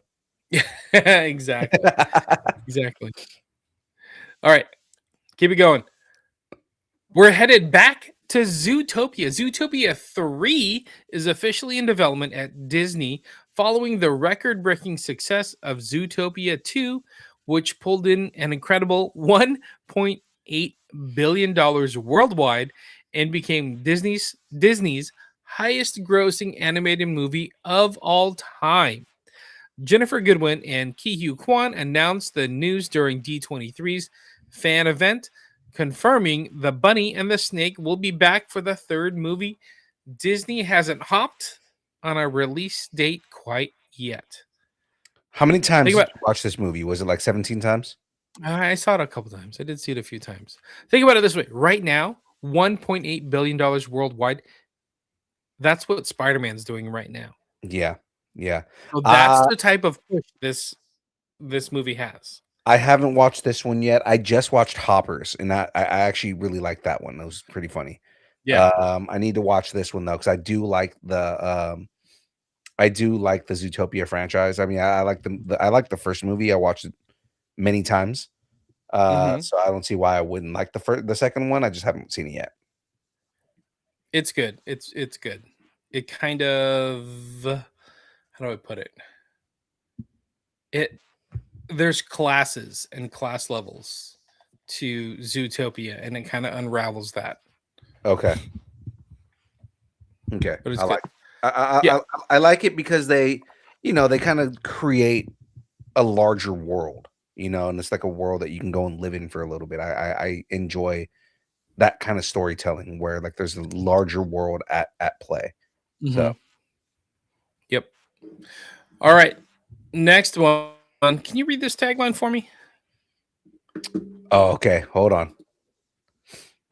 Ohana means family. And sequels. Disney confirmed that fans of the Lilo and Stitch franchise can expect to see Stitch's pink alien counterpart, Angel, No in the shit. in the upcoming sequel for Lilo and Stitch 2, also known as Experiment 624.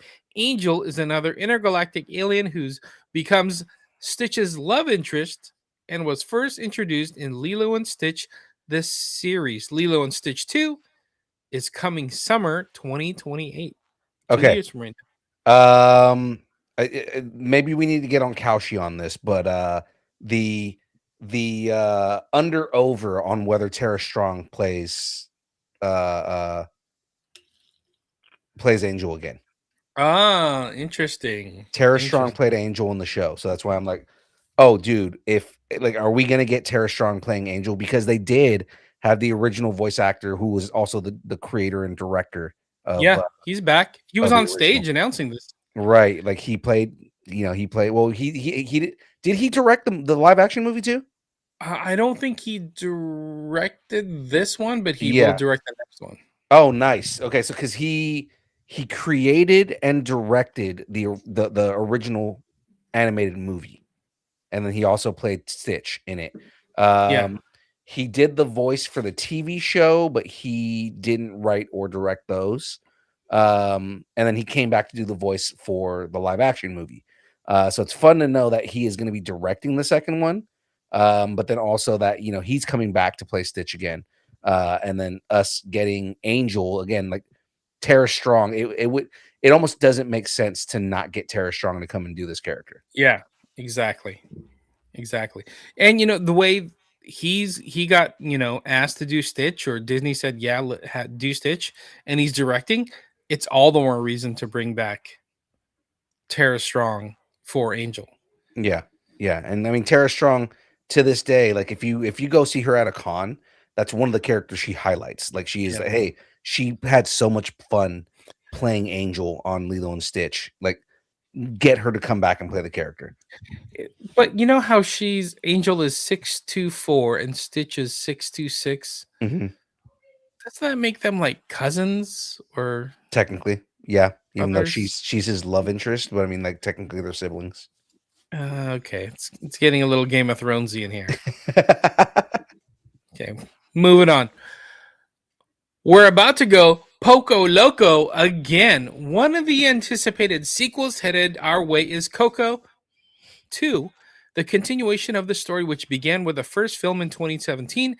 Actor Benjamin Bratt took to the stage at D23 to tell the crowd that he's coming back to play spiritual, legendary singer Ernesto de la Cruz. Ernesto de la Cruz is back for revenge, proving that fate has twists. Oh God, this is gonna It's be interesting. also it's also revealed this, you're going to like this. Yeah, It's also revealed the next story. Young Miguel is no longer a boy, but he's a teenager with a fade. with a fade. I wonder if they get the voice actor who played him in the original to do it because like he does go to cons and will do like, oh, here's Miguel when he ages up because I can't do his voice anymore. Oh my gosh. right? You So ca- like, yeah, like it'd be cool to bring him in and like do like because I'm sure he can do like a not just a Miguel, but like a Miguel going through puberty kind of thing. Mhm, So like a mhm. voice crack, that'd be kind of funny to have him like sing a song, but his voice cracks every now and then. I know I know you had issues with, like, Coco's perfect. I don't need to see a sequel to it. Don't ruin it for me. Knowing that we're getting Benjamin Bratt back and there's a story connected to De La Cruz and we're getting an older Miguel, how do you feel about this announcement? I'm interested in seeing what they do and kind of like, what kind of story they tell. Now, I'm a little iffy, and it's nothing against Benjamin Bratt, but I'm a little iffy on bringing back Ernesto de la Cruz because Ernesto de la Cruz was like basically like finished off in the first movie, and it's like, okay, well, what reasoning are you going to use to bring him back? You know what I mean? It's going to be it's just gonna feel like kind of weird to have Ernesto de la Cruz come back. But then also I do kind of like that they're gonna age him up, that we're gonna get a little bit of Miguel when he's a little bit older. Like I'm interested to see like do they go with the Disney trope of oh, but his family still doesn't accept that he's a singer, or do they go with the, okay, the whole family is behind him and, they went from, okay, well, we're a bunch of shoemakers to, well, now Miguel is a mariachi and we're going to follow him as a mariachi and we're going to support his dream and everything that he wants. Um, I feel like they're going to go that route because the reasoning for why they didn't want him to become a mariachi was like the grandmother who ended up coming on board, Yeah. towards the end. And I mean that now he has his grandparents. Mama Coco is in the afterlife too. Um, one, what is the reasoning for you to go back to the land of the dead? Mm, Right? Because like that's the whole thing is the whole reasoning was like, his grandfather was murdered and wasn't didn't get his just due, and he was unknowingly fixing all of that, right? So kind of how do you do a story where Ernesto de la Cruz is still the villain and he's coming back for revenge, but like the story needs to be tangible, it needs to be good, you know what I mean? well, it's not like people have forgotten about who De La Cruz is. He's still a famous singer in the real world, so nobody's forgotten who he is. So even though he got done away with in the first one, he's still there. Yeah. But I mean like him, you're dead, dude. What revenge do you want? You're dead. Exactly. You know what I Well, mean? I mean that. Hey, think about it this way: Mama Coco is in the afterlife now. Maybe something happens with Mama Coco, and I it's mean, De La Cruz. and given it's called Coco 2, right? And Mama Coco is like part of the reason that he goes on this adventure. Okay, well, yeah, it does have to connect to Mama Coco because if it doesn't, then it's like, well, you named it Coco 2 because Coco was the first movie, but it has nothing to do with Mama Coco anymore. And we'll see. We'll see. So Coco 2 is eyeing a 2029 theatrical release. All right. All right, here's the big one. We're headed back to the fjord. Anna and Kristoff are getting married. Elsa is poking around another mysterious magical object again, and somewhere beyond Arendelle, a sinister new figure is waiting for them. Disney offered fans an early look at the next chapter at D23's Entertainment Showcase. Frozen 3 is coming. And while plenty of secrets remain under wraps, the footage revealed some of the major developments for Anna, Elsa, Kristoff, and the rest of the gang. Are you interested at all in Frozen? Have you seen the Frozen movies? I have. I've seen them both. Okay. I enjoyed them.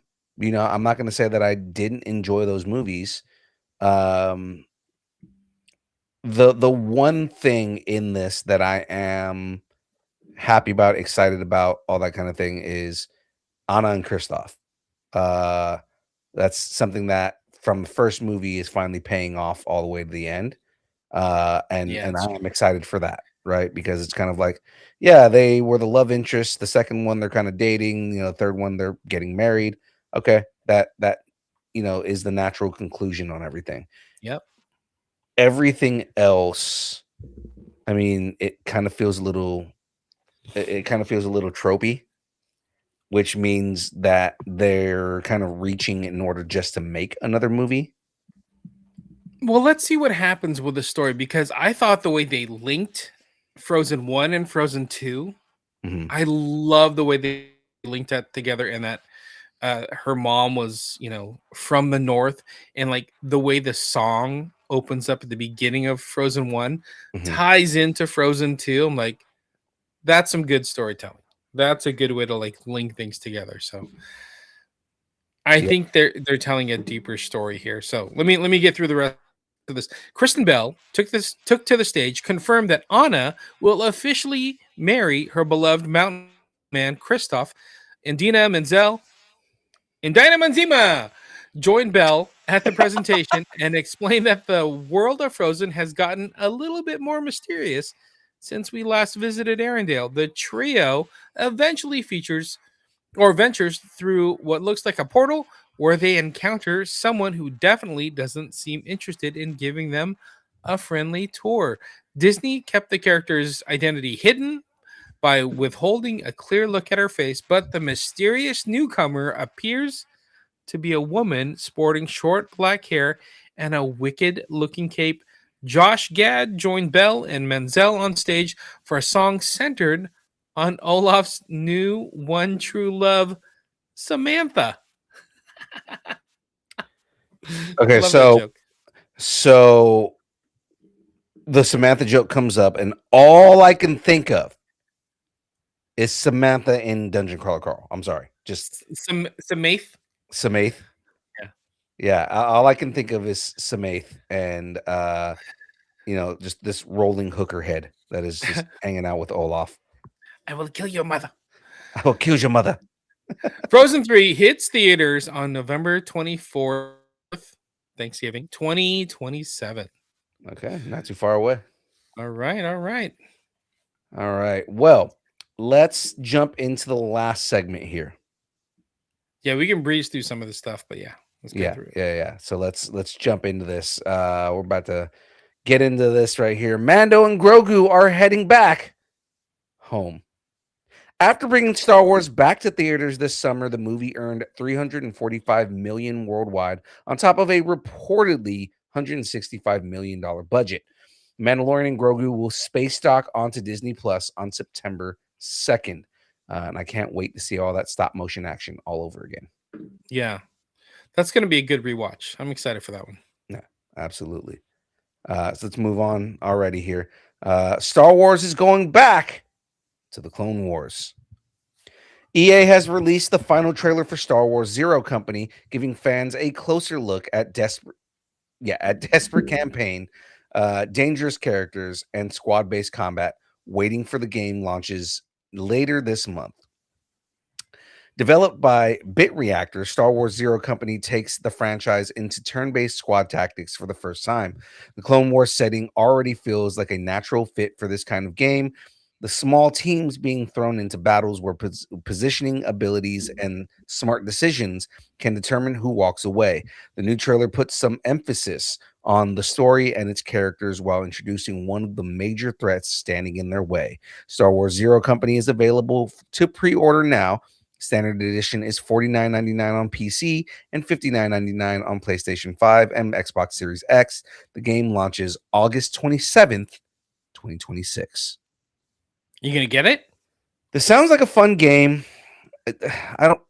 I need to look into it more. Like $60 for a turn-based strategy game does not feel doesn't feel right for me. But they also all just recently said that they're raising the prices on all the games. So Right. Right. So you would probably want something that's like a first person shooter or something like that versus a if turn based. I prefer turn-based strategy games like that on PC. Okay. I feel like those kind of games don't work well on console. I would rather play those on like PC or mobile. Sometimes mobile can pick up games like that fairly well. I feel like it's not, mobile stuff is not going to have the graphics for it. So I'm probably going to, I don't know. I might end up still picking it up. Probably not day of though. Maybe not, because I probably want to see some of the reviews first.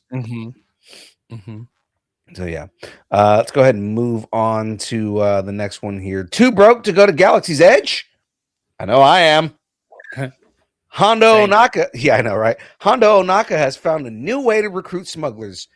And this time, you don't even need to be anywhere near Batuu. Disney has revealed Star Wars Smuggler's Gambit, a new Fortnite adventure that connects directly with Millennium Falcon's Smuggler's Run at Disneyland Resort and Walt Disney World Resort. The first of its kind crossover allows players to carry parts of their theme park adventure into Fortnite, while Fortnite players can also begin the mission from home. Millennium Falcon Smuggler's Run Fortnite uses a similar or familiar attraction as the starting point for the larger adventure with Hondo. Guests can collect crates during their smuggling run about the Millennium Falcon, with those crates unlocking rewards that carry over into Fortnite. The digital side of the experience takes place in Smuggler's Gambit, a new Fortnite island developed in-house by Disney Games and Digital Entertainment in collaboration with Lucasfilm. Millennium Falcon Smuggler's Run Fortnite has already launched along with Star Wars Smuggler's Gambit on Fortnite. I'm so out of touch with games. How does this work? How do people go into Galaxy's Edge and get things for the game on Fortnite? How does that even work? I'm gonna assume that they're gonna have like QR codes, or they're gonna have like if you link your the Disney app, like the in-park Disney app. I'm sure you can like link that to your Fortnite account or something like that. Like that all seems like something that they could easily do. That's so interesting. Yeah. Now I just want to know how it all connects. That's what intrigues me about all this. Yeah, I'm not a massive fan of Fortnite. I don't really play it much, so. But it looks like it has its own island developed in-house by Disney Games and Digital Entertainment in collaboration with Lucasfilm. I guess if you really love Star Wars and you're okay with Fortnite, I bet that's a game that would grab your attention. Yeah. I'm also, my other piece here is I don't know when I'm actually going to be able to ever go to Galaxy's Edge. To Galaxy's Edge to Disneyland. So I mean, like, Fortnite is free, right? Fortnite is a free game. So you could technically download this game and start playing it and check it out. You might not get all the things you get from linking it up at Galaxy's Edge, but you can check out Smuggler's Gambit, right? Yeah, I could definitely at least try the game out or something like that. It's for research. It's for research purposes, right? We're gonna report back for everybody here. All right, let's go ahead and move on to this last Star Wars story, and this is the Whopper. More lightsabers, more space battles, more witches, more swords, and enough explosions to keep things properly chaotic. While speaking at D23, Aman Esfandi offered a pretty exciting preview of what Dave Filoni has cooking up for the next chapter of Disney Plus's Star Wars series. And apparently the first season was only getting warmed up. Esfandi said there's going to be more lightsabers, a lot more lightsaber action, and there's going to be some space battles and some space action, and there's going to be witches and swords and explosions galore. The first trailer for Ahsoka Season 2 was packed with excitement. Grand Admiral Thrawn is making his move against the rebels, setting the stage for what looks like a much bigger and more dangerous chapter of the Star Wars story. Ahsoka is going to need some help from her old master. Ahsoka Season 2 returns to Disney Plus on January 20th, 2027. Did you watch the trailer? Of course I did. Yeah, I watched. It looks amazing. Oh my god, dude, it's so fucking good, man. It is. Oh my god, I was so excited for it. It's all the small Easter eggs that are in the trailer itself. It's what's crazy is Aman Esfandi just did an interview, and he was talking about how he had given up on acting Oh yeah. completely. He was like, okay, yeah, he did Aladdin, he got a lot of praise for it, but then he just was just having all kinds of just different problems, and he was like, I'm just gonna retire. I'm not gonna act anymore. And then he got the role because he had been wanting this role, right? He got Ezra Bridger, and um when he said like Ezra Bridger has completely like revitalized his love for acting, That's cool.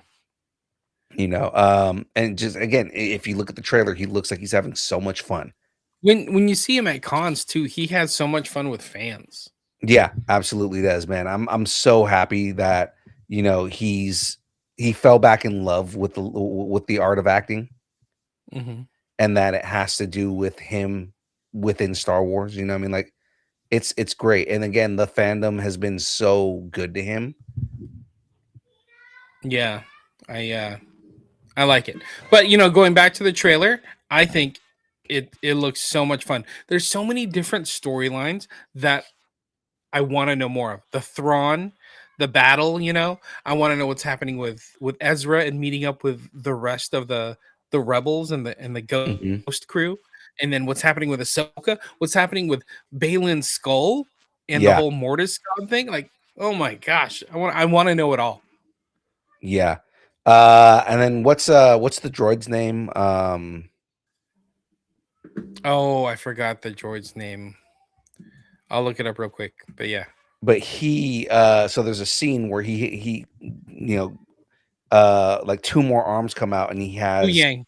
Hu Yang, where Hu Yang has two more arms pop out, and he's got four lightsabers. They confirmed that Hu Yang actually taught General Grievous that art form. Oh snap, that's dope. Yeah, so the reason General Grievous actually knows that art form is because Hu Yang actually taught him how to do that.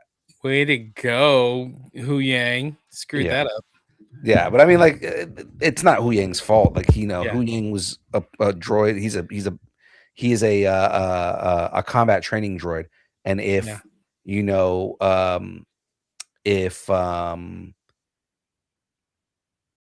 I want to say his Sith name, Lord Tyrannus, Count Dooku. If Count Dooku tells Hu Yang, oh yeah, he is, we're teaching him, then you can have Hu Yang do that, like teach him how to do that, and Hu Yang's not going to know any different.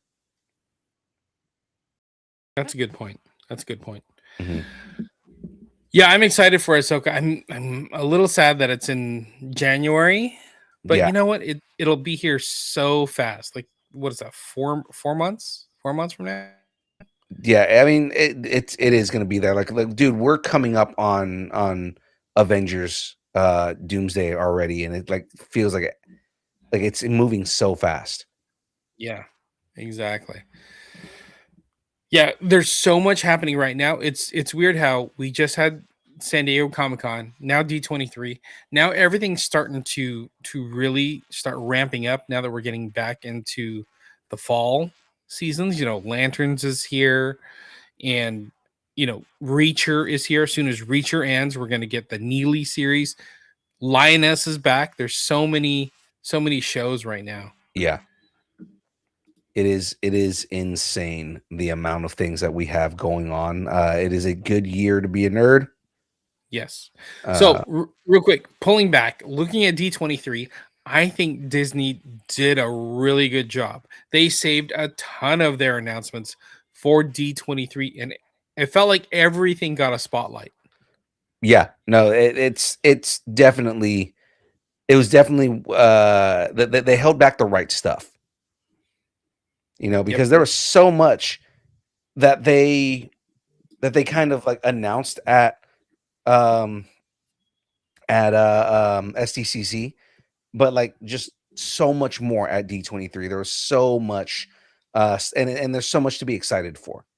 hmm Yeah, I think they did a good job. Like, all right, if we're going to be at San Diego Comic Con, let's let Marvel take center stage and give it the grandiose that it needed, the Hall H, center stage for everything. And then all these other announcements got center stage at D23 and got the love that is expected versus getting buried. Yeah. So, yeah, good job, Disney.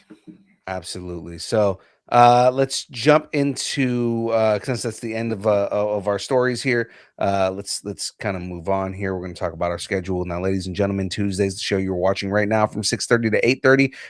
Running a little bit over. It's been a while since we've run over like that, but we had a lot to talk about tonight. But distance nerding, our main show. Thursdays, distance nerding interviews. This week we're going to be talking with Angel Rose. Angel Rose is not only a singer but a cosplayer in the cosplay community, good friend of ours, so it's gonna be fun to finally talk to Angel on the show. And then Friday, the buzzer, looks like we are planning a D&D session this week, so we should be able to play a little bit of D&D and get all of you guys. Chris Chipperson, Romeo and Michelle 2, let's go. That's right, they announced Romeo and Michelle 2. But yeah, no, we are going to be doing our D&D session this week, so 6:30 to 8:30, and come and see what chaos we get into, because it's a lot of fun. If you haven't checked out our D&D sessions, it is a lot of fun. So we will see you guys at the end of this week for D&D. But again, Angel Rose on the interview show this week on Thursday. Yeah, so it's going to be fun right there. Oh, real quick. I know there was a lot of weather issues back east, so glad to see that Matt Aguilar in the chat's doing well. Glad to hear that Graveyard, who messaged us and said everything's fine with his house, that they're doing well. So glad everybody's okay. Yeah. What is it, the Midwest? Yeah. Well, because is Matt in Indiana now too? I think so. Chicago, it's around there. Yeah, so Indiana had a lot of flooding. It was a tornado that came through, and then a lot of flooding that came through. So I mean, they've been kind of racked with natural disasters.